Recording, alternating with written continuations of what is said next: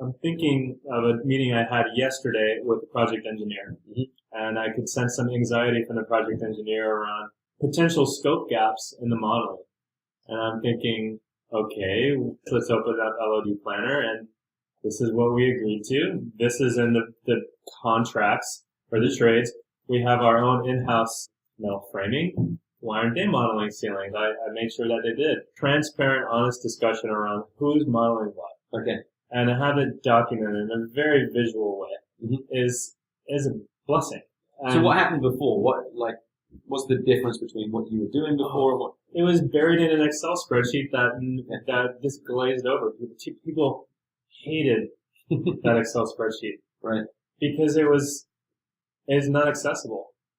I mean, I loved the idea, but getting people rallied around it was not, it wasn't worth the effort. But the scope panel of LOD Planner, we can have solid discussions around it.